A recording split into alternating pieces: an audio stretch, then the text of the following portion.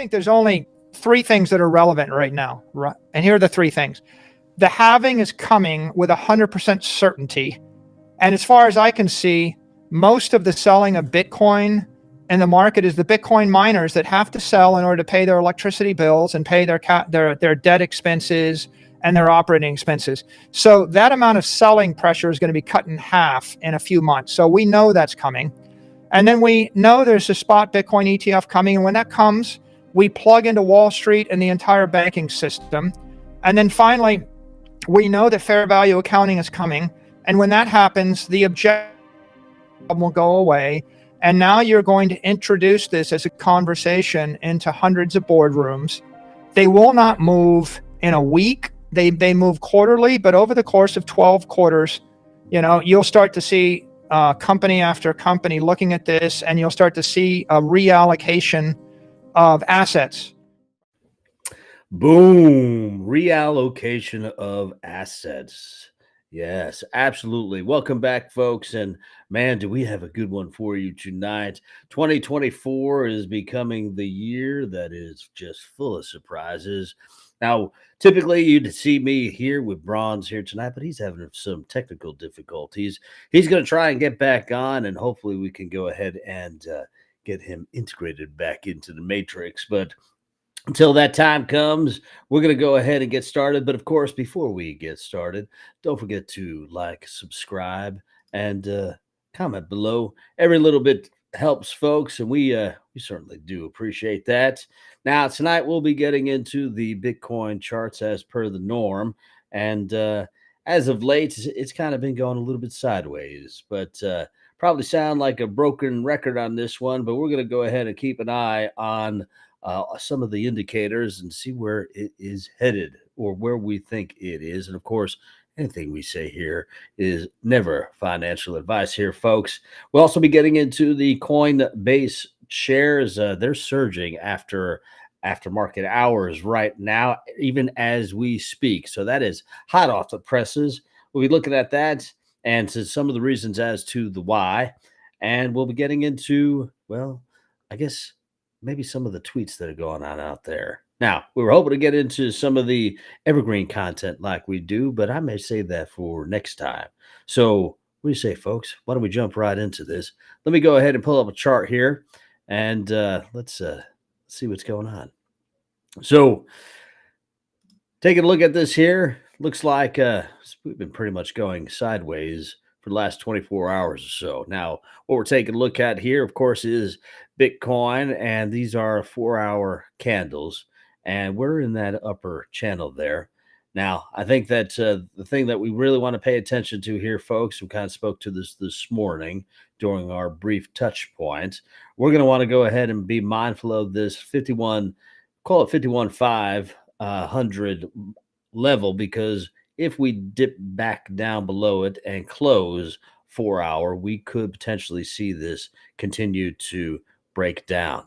Now, looks like it did kind of go below that mark, well, roughly around, I don't know, a few hours back.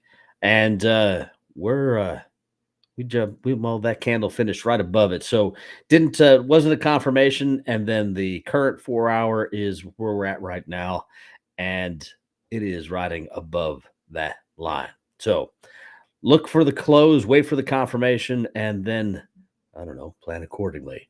But as you guys know, I am always long on Bitcoin. So just one of those things. Of course, we always want to pay attention to our investments. But if you're long on Bitcoin, you're DCAing into Bitcoin, none of this activity really truly matters, because you're in it for the long run.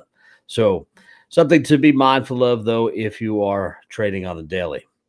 Now, the RSI moving average is running roughly right at the overbought mark, and the RSIs did dip into normal trading territory. So that's positive news. It means that we're starting to consolidate, and it could potentially prove to be beneficial in the long run, and then we see a breakout as opposed to a breakdown. Now, if I was a betting man, which I am truly not, I would say that we see consolidation here, potentially going into the weekend, and then a potential uptick I would love to see a breakout tomorrow and before we get into the weekend, but really that's anyone's guess. We'll have to see how the markets overall, traditional markets do, because as we know, anything in the traditional market space reflects here in the crypto space.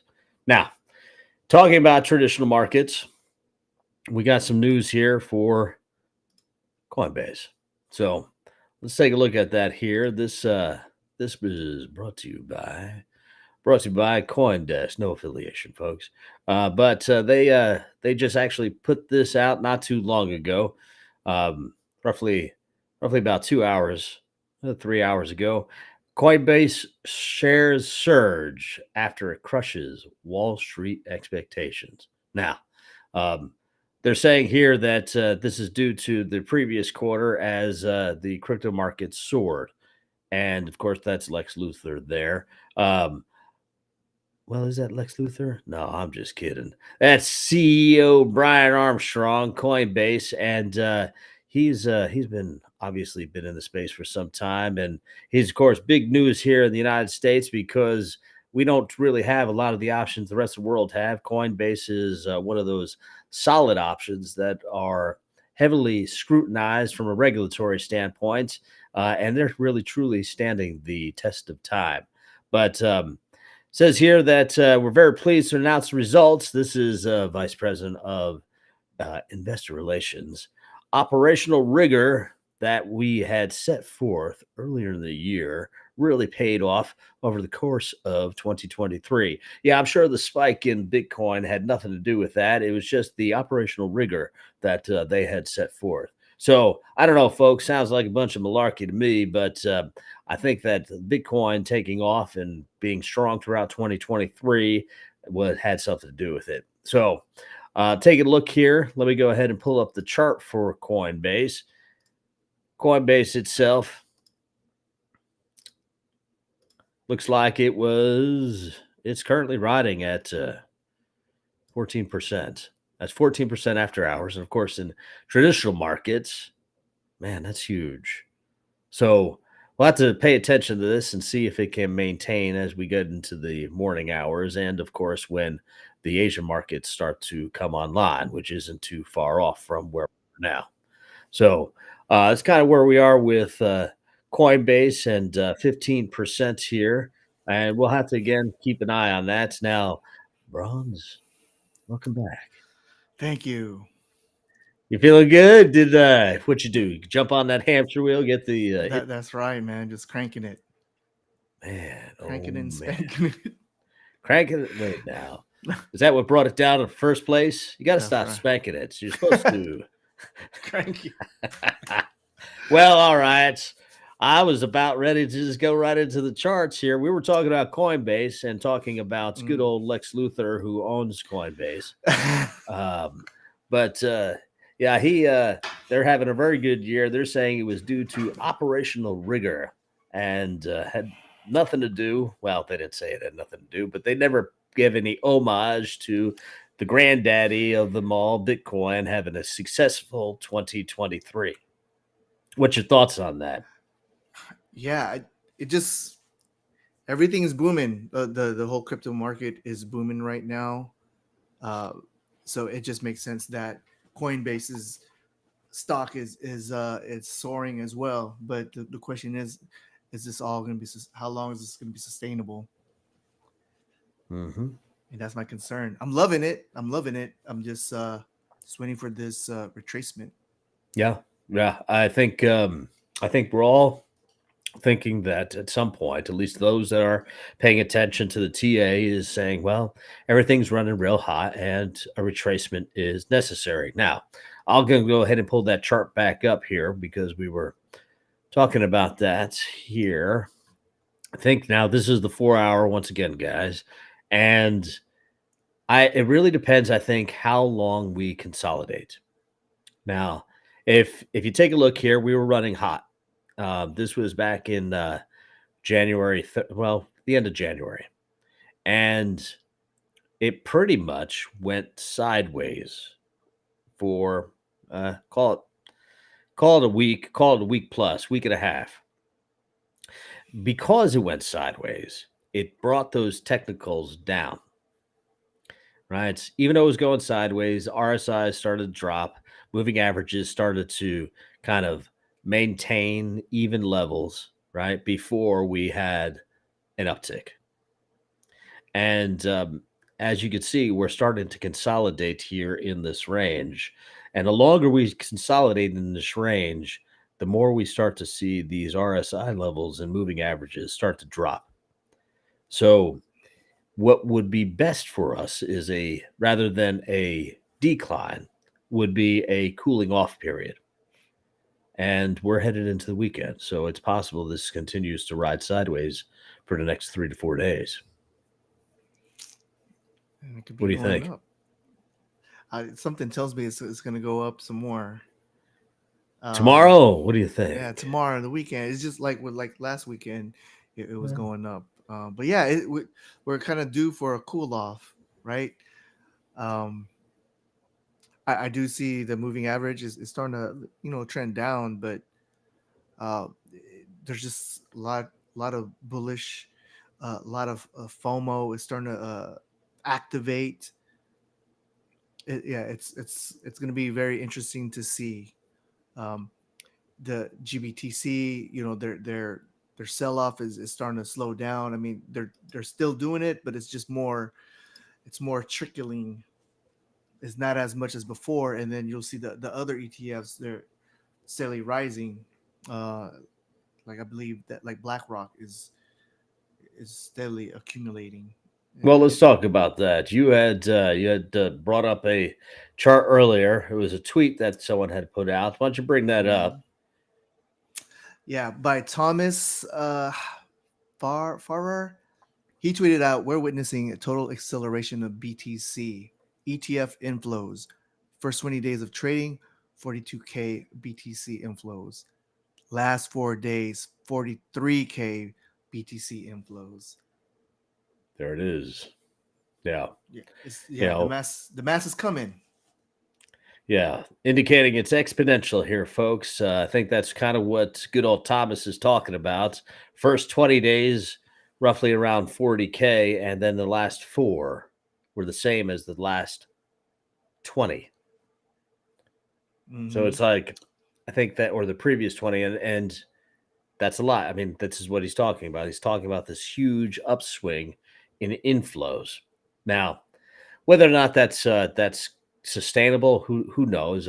Certainly, they have the money to get to keep that going. It's just whether or not they want to continue to invest in the space. It all depends on the normies and the retail traders that want to get in. And they're saying that they're seeing a lot of interest in it. But of course, time will tell. And a lot of these companies, a lot of these investment firms are publicly traded. So we're going to have some really awesome data to take a look at when they start to talk about Q2 results, the Q2 results for Q1, right? Nice. So we'll see how it all plays out. Take a look at another chart here for the, staying on the ETF flows here. Let me go ahead and pull this up. These folks have been making a big splash in the X/Twitter space. And this is HODL 15 Capital. What's interesting about these folks is last week, Sailor himself had started to follow those folks. So I think that says something. He's definitely got them on the radar. Their data is certainly clean. And you can pull a lot of this data, just so you guys know, from CoinGlass. It's just that what they're doing is they're making it easily digestible and making it in a way that makes sense so that you can read it. Now, the first, well, call it all but the bottom, are all inflows from the top ETFs. And what you're seeing here is overall, BlackRock themselves alone is over 109 as of yesterday, 109,609 Bitcoins. So their valuation is currently at 5.6 billion.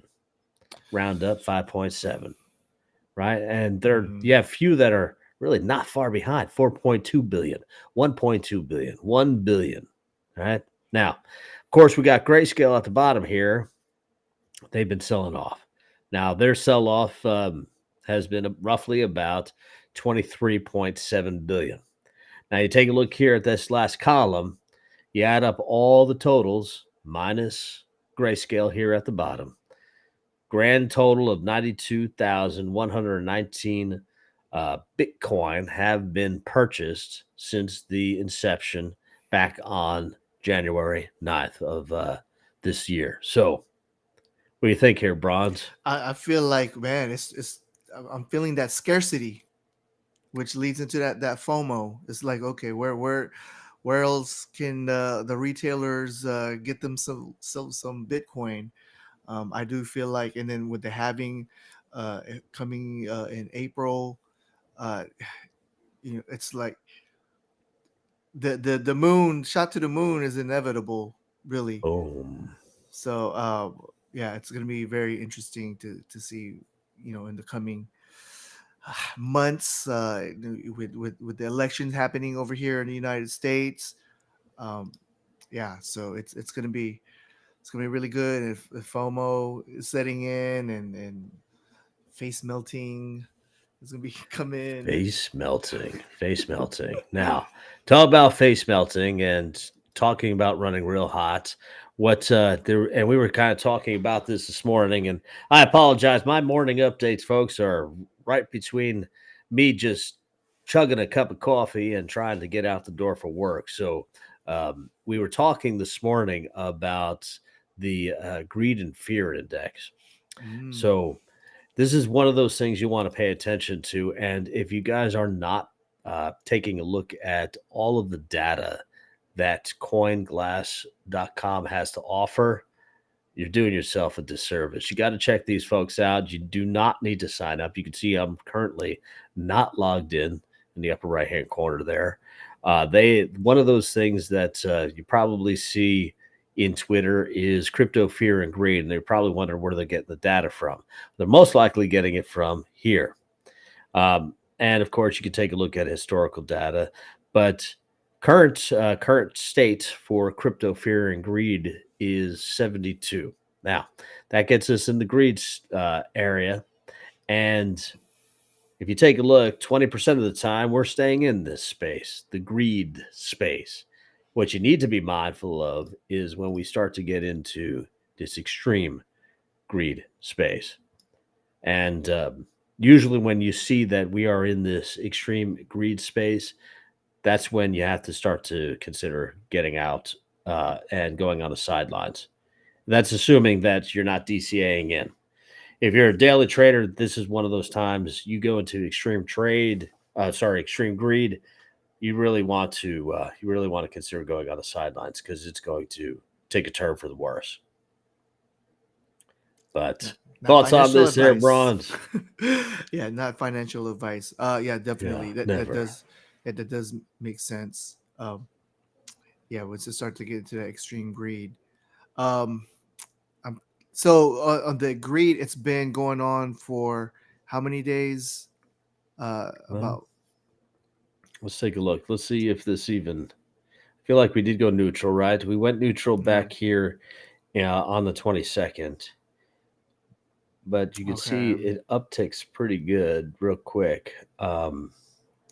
So by the 31st, we were in the greed territory. And then, of course, this thing continues to increase, right? So let me see if we could go ahead and just get this so it's a little bit closer on the timeline. And you'll see the dip here on the 22nd, or to call it 23rd, which appears to be the lowest point. And this continues to just keep on rising. So it's one of those things you really want to pay attention to. If it hits into the extreme greed range, like immediately, or like at what part would you really heavily consider of getting on the sidelines? Well, at 84, 90. I mean, take a look here. When we hit back in 2020, and I remember these days. I do. I remember November 2021. Everyone's rich. Everyone is like, we're making buco bucks. Yeah. And if you recall, as we went into December, it started to dip, and you can see the dip starting to occur. This is almost immediately following, right? And when I say immediately following, right, this was November 8th. We didn't start to see it. It started to dip maybe about a week later, and then it trailed off big. Okay. Yeah. Right. So And of course, this is the price action right here in blue. So, I think when you get that high, just understand where you're at and understand that you can't stay in this space for too long.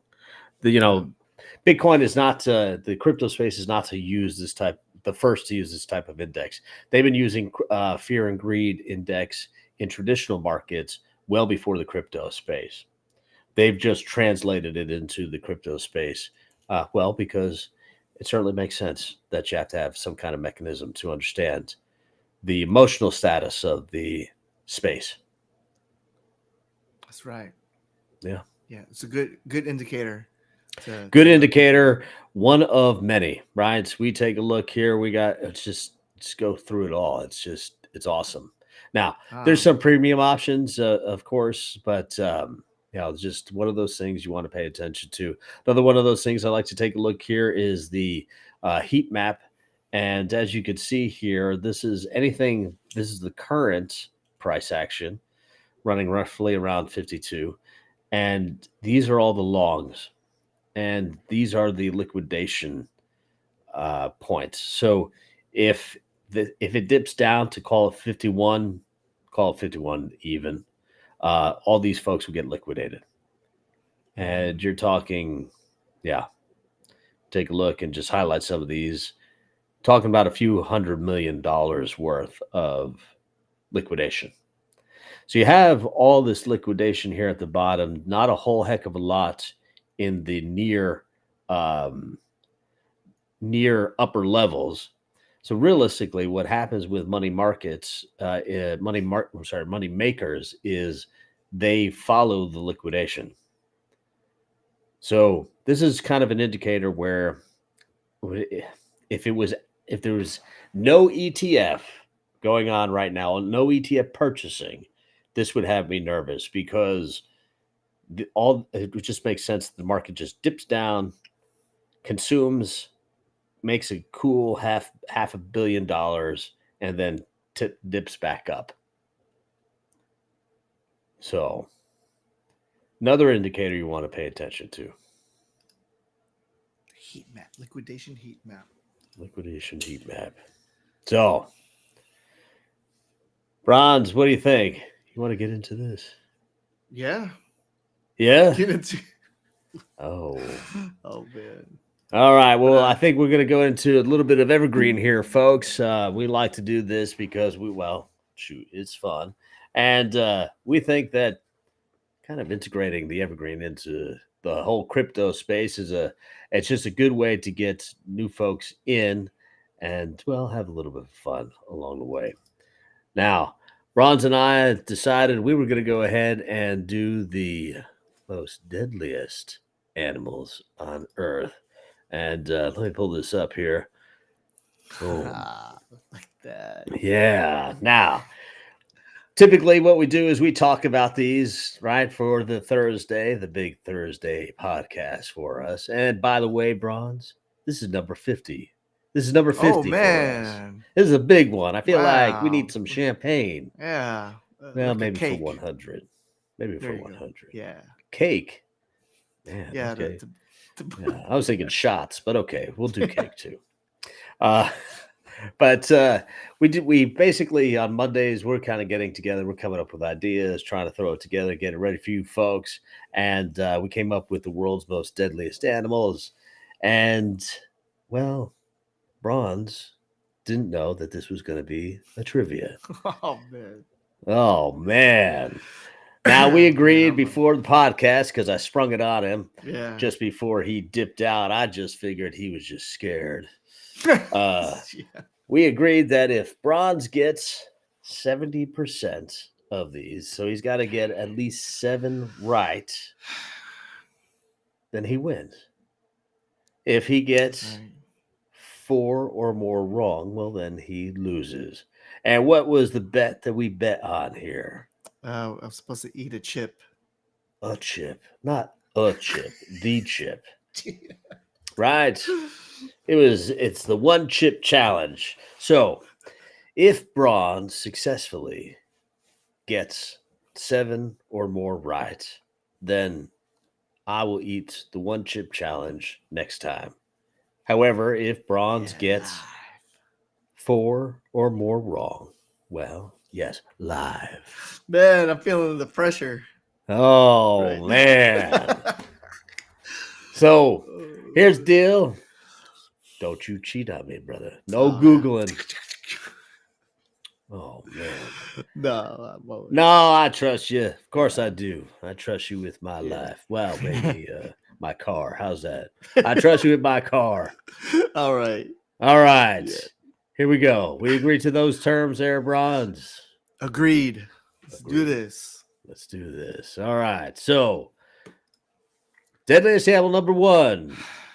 Bears. So, although they're clumsy in appearance, bears may move surprisingly fast, even though their dense cover would simply just impede a human or a horse. So, let's see how fast these things move.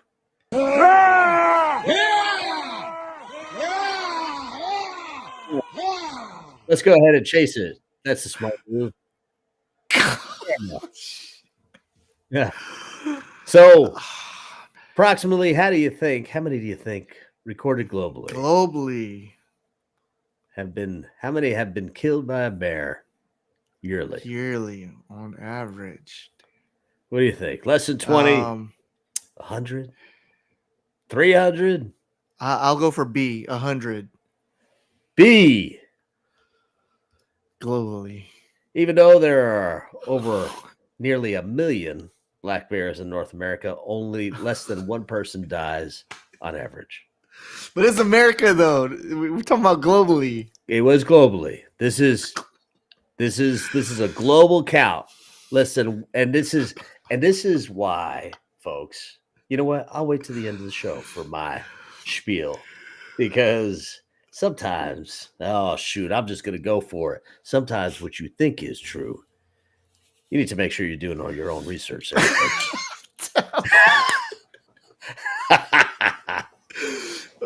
All right, that's 1 for. Well, that's 1 wrong. That's 1 wrong. Not off to a good start. Not off to a good start. All right, Got this. here we go. Deadliest animal number 2, crocodiles.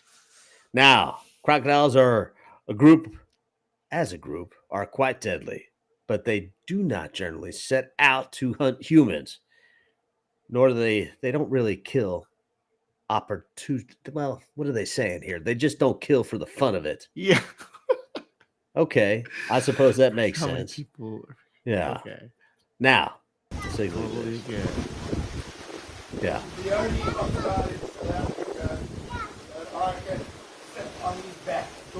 Yeah, because this is smart. Let's go ahead and sit on a crocodile called Hannibal. Whoa. His friend. Whoa! Oh, Oh.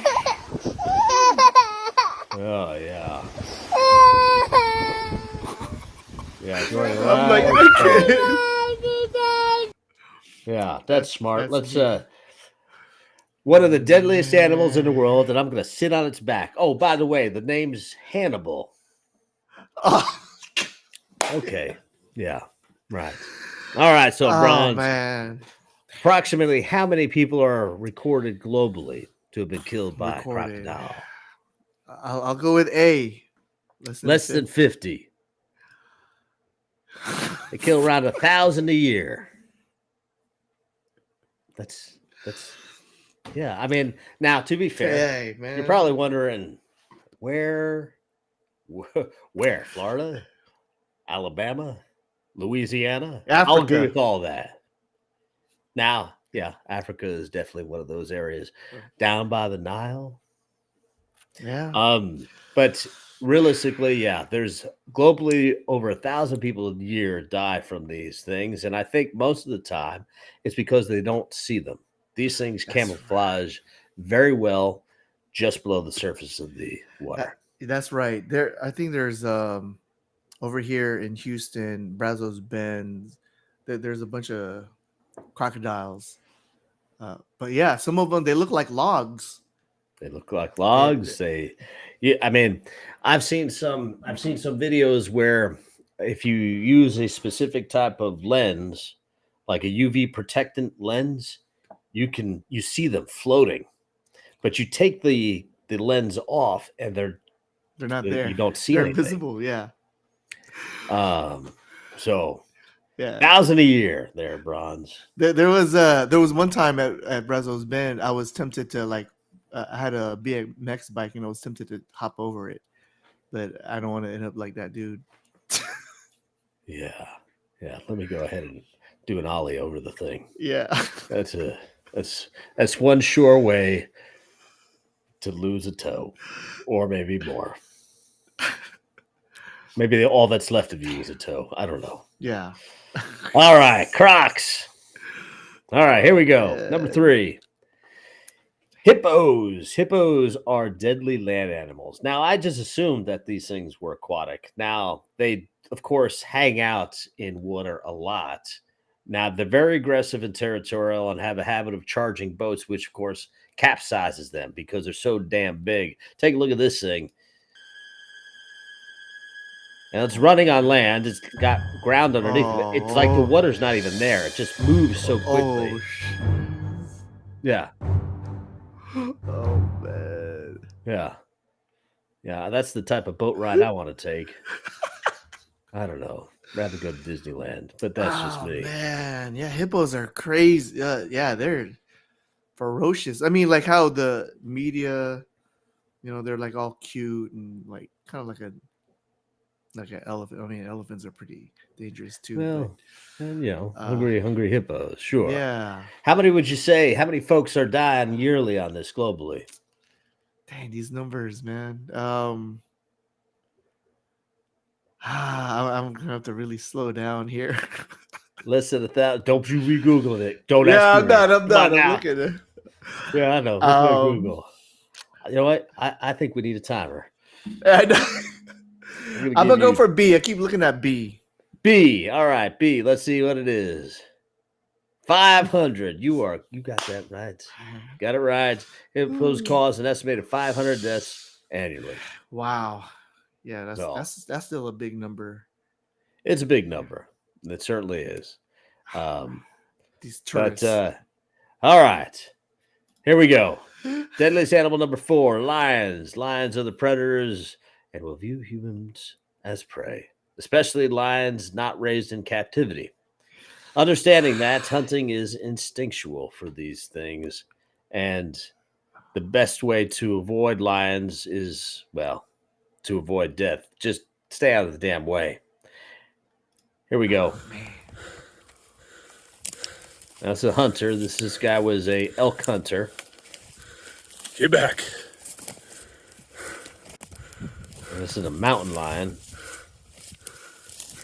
Understand that this statement here encompasses all lions. Woo!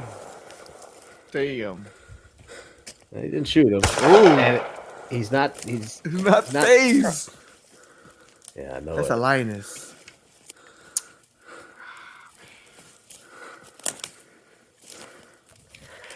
There you go. Walk away. Do the smart thing. You get any closer to this guy, he's going to shoot you. Man. All right. Brawnz. 10 seconds. I'm thinking about C or D. I'm going to go with D because, yeah, there's like people like him, these hunters. There's a lot of lions. D it is. Let's see. Here we go. About 250 humans per year. Damn. Okay. So, all right, Brawnz, we're gonna keep going here. You got another opportunity. It's 3-1. All right. 3-2. Doing good, though. Doing good. You got one right. I got 10, right? I mean, these are 20 or 10 Yeah. questions. Man, that's rough. No, yeah, we got 10. You got 10 questions. Here we go. Way Deadliest more. animal number 5. Elephants. Elephants. Or is it elephants in Elephant. Lord of the Rings? Groups of elephants been known to raid farms and villages and will gore or trample humans that get in the way. Let's take a look at this one. Now, आजकल Twitter पे एक video काफी viral हो रहा है जिसमें एक औरत हाथी को केला खिला रही थी। इतने में ही हाथी को गुस्सा आ जाता है। फिर क्या, आप खुद ही देखिए वीडियो में। buddy?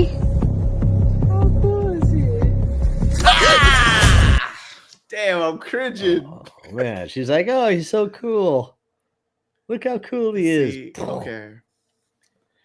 How many elephants are attacked globally? I'm going to say B. B. Here we go. 500. Oh, man. Okay, so now you got 4. You're in bad territory, but we got to see how this plays out. Yeah. I already lost. That's all right. I'm gonna have to get You know what? I feel like I've won. So Yeah. Oh, And man. honestly, The I think pressure. next week we're all going to win. So That's right. I'm looking forward to that. Wah, wah, wah. Wah. Let's go ahead and continue on here, Brawnz. Yeah, let's do this. Wolves. Oh, Wolves man. are typically fearful of humans and avoid people when all possible, but occasionally, due to rabies, fear, and even provocation by victims, wolves can attack.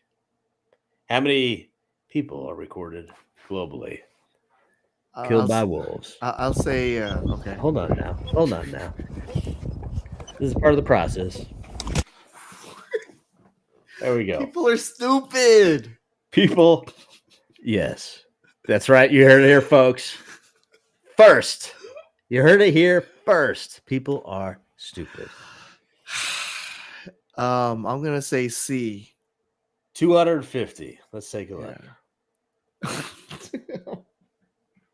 Yeah, I had to throw the numbers off. We wanted to try to confuse you. You Yeah, did. about 10 fatalities per year. Man. Yeah. Well, think about it, right? How often do you see wolves, to be honest? I think there's a lot of them. Have you ever seen one? No, but Yeah. I mean, I haven't seen an elephant in the wild either. Man, that's But at least I've seen an elephant. Like, yeah. I've seen a zoo. I don't see wolves in the zoo. Yeah.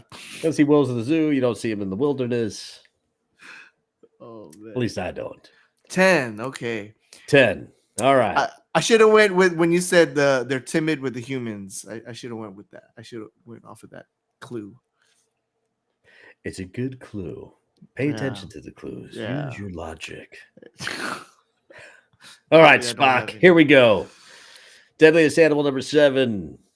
While wild tigers are found in different parts of Asia, the country of India holds about 70% of them. Let's take a look at this thing.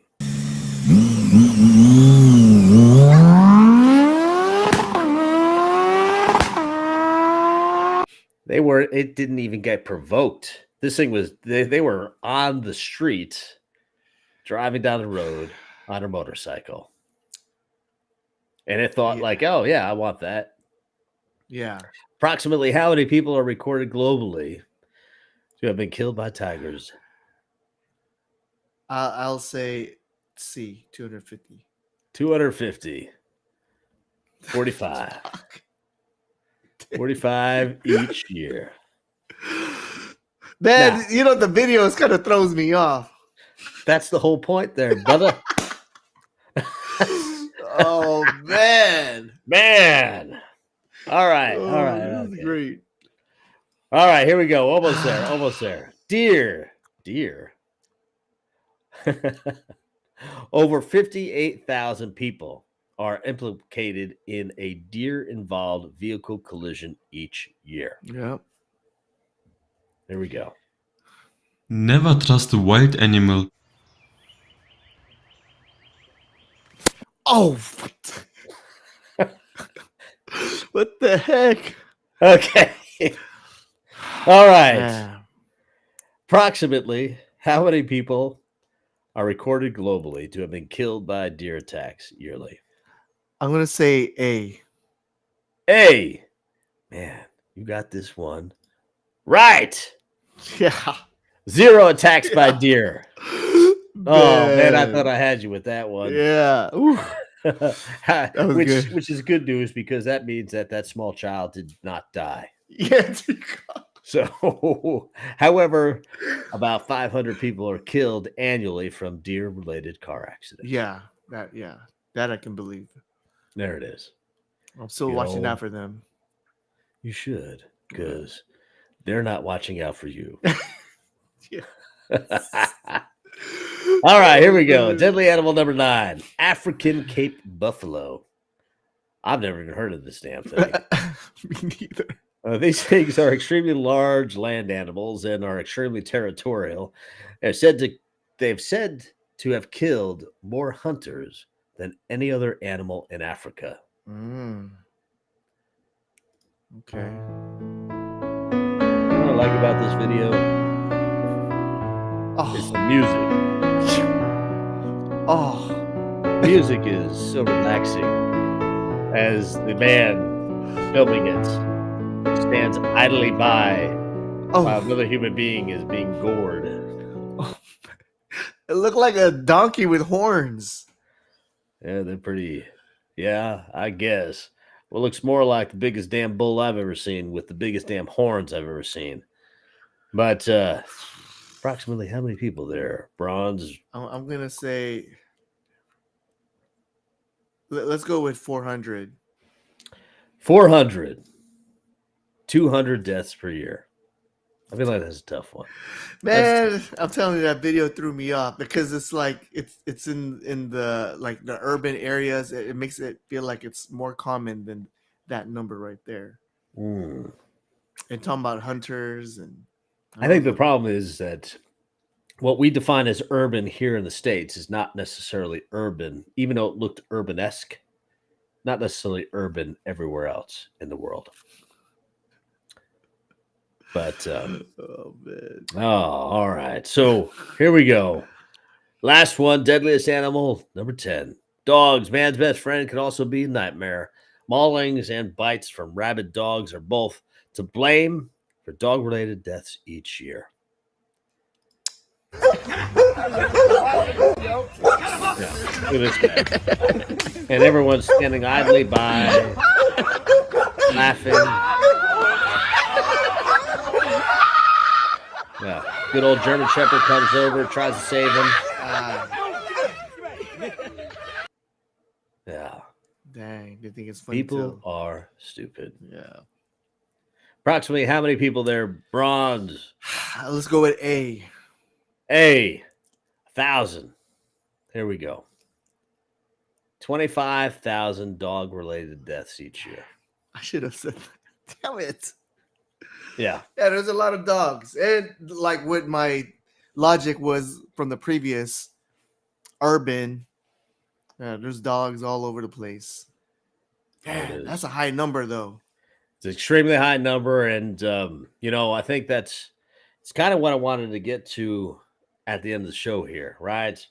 You take a look at bears and you think that bears probably have an extremely high number. The fact of the matter is, I don't even know why Brawnz wanted bears on the list because it wasn't on any other list for the world's deadliest animals. But think about it, folks. You have the bear. It's this big, I don't know, gruesome, scary looking thing, fangs, claws, hangs out in the wilderness. And you hear about folks getting attacked by them all the time.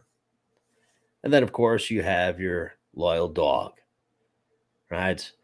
Your buddy. You see all these movies growing up. You're getting all teary-eyed watching that movie. And Lassie dies, and it's so sad. But they're killing more than any other bear have ever on an annual. In fact, I feel like it's almost population control. However, I think the whole point of that is make sure you're doing your own research, folks.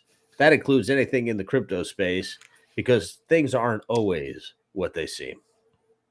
Brawnz, what about you? Any last words for these 5 folks? No, I need to heed those words, the wisdom that you instilled. Boom. There it is. Do All your own right, research. there it is. Do your own research.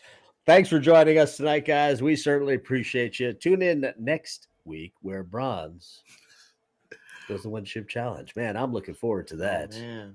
Yes. Yeah. Brawnz, don't worry about it. That Hopefully. chip's on me. I'll be Okay. Amazoning that over to you overnight. Have a great night, folks. We'll see you next time. Be right back. Peace.